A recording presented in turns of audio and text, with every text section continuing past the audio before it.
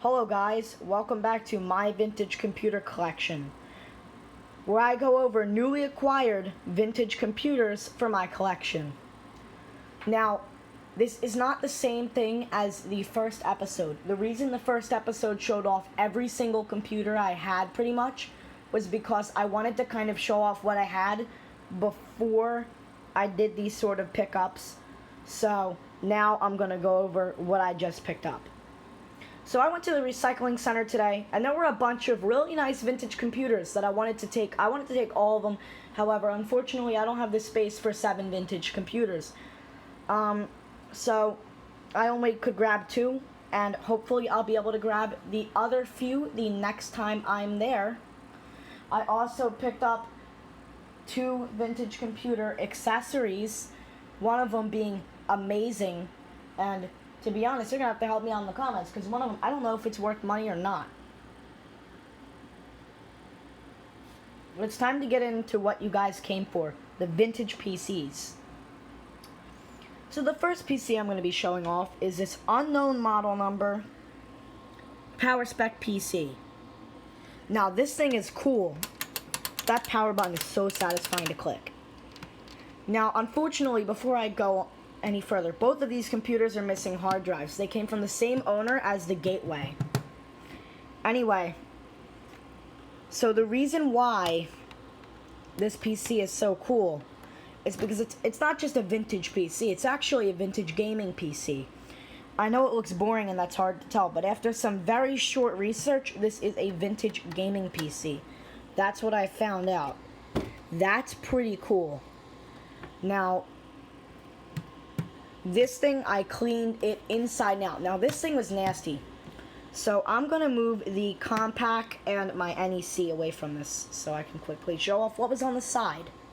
So, the reason why there are these scratches here is because I don't know why, but there was this weird, like, dried tar on the side here and on the other side and a tiny bit on the back panel and a tiny bit here. I could, no matter what I tried, I couldn't get off. It resulted to me having to get a small Jimmy tool and just scraping plastic off until it was gone. So that does kind of ruin the appearance of that computer slightly. However, I literally couldn't. There was no way to get that off. If you know how to get that type of like gunk, tar, epoxy crap off of a PC, and you want to share your method, please share your method, because I don't want to have to do that again. That was painful doing that. I gotta put my Compaq back up here. Alright, so that was this PC. I think it runs Windows 95. It literally doesn't say. What I am gonna... It is an original Celeron, I think. That's a cheap feeling sticker.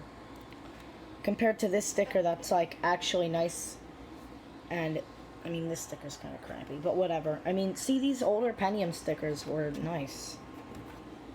Anyway, what I want to do is, I'm probably going to, because this has a Windows 95 hard drive in it, I'm probably going to take the drive out and install Windows 95 on this PC, because I'd really love to get this gaming PC up and running. Now, funny thing, so I recycled an Apple Cinema display with a cut cord. I found that in my basement. I don't know how long that's been sitting in there for. I don't know why it was there. It was just covered in dust and nasty crap, so I wanted to get rid of it. A monitor, and I told the guy working at the recycling center that it's a collectible item, and if anybody wants it, just tell them to have it. And then an Xbox 360 and an LG G2 that was hit with a hammer multiple times. So there was actually an Xbox 360 and a Wii there, another one, but I didn't want to take it. I don't like gaming consoles. They have stuff living inside of them sometimes, and I don't collect them. There was also a Dell Inspiron, one of those thick mid-2000s Dell Inspirons that would have fit in perfectly with the Dell Dimensions. There was also a Dell Dimension there, and a Dell Optiplex too. See, there are a bunch of computers I wanted to grab, but I couldn't grab all of them. Anyway, that thing was just covered in nasty crap. I don't want to describe. Like, it literally looked like someone took a dump on that computer, and it was missing the battery. I just didn't think it was worth taking. It was just so disgusting that even though it would have been a nice computer, if it was clean, I'm not taking that. But now moving on to the second computer. So this is an NEC Ready 9616. This also powers on but has no hard drive. This ran Windows 95, but unfortunately when I was cleaning the case up, the ink on the sticker came off. Now, the disk drive on this is troublesome. However, it's really nice compared to the disk drive on this, which barely ever wants to open.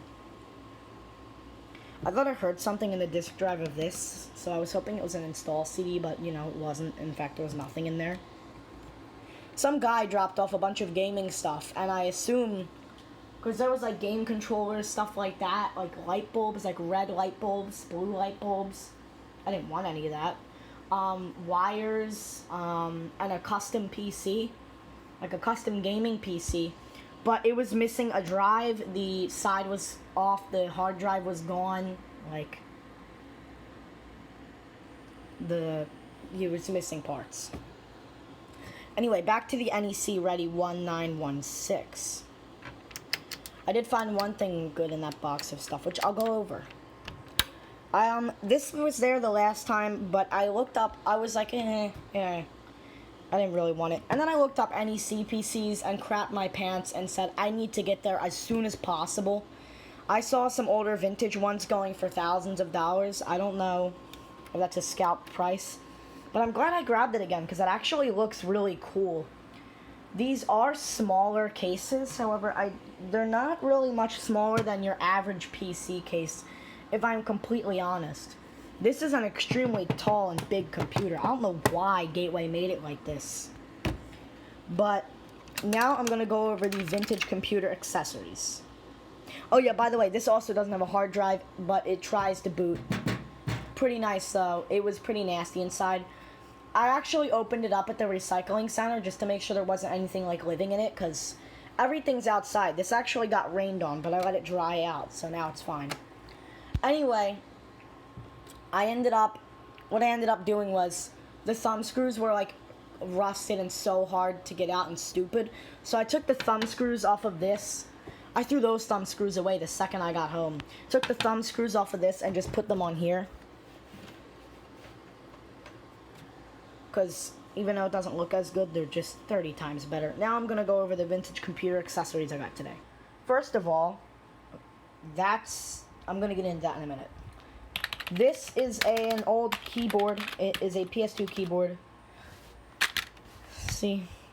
It is nasty though. I need to still clean this up a bit. It is made by Chicani. I have no clue. That might be a really crappy brand. I've been needing another PS2 keyboard though. That would fit with the gaming PC, so yeah. And then this I actually found in that box of just crappy gaming things. I found a graphics card. Yup, a vintage graphics card, or it seems vintage. It might be a little newer.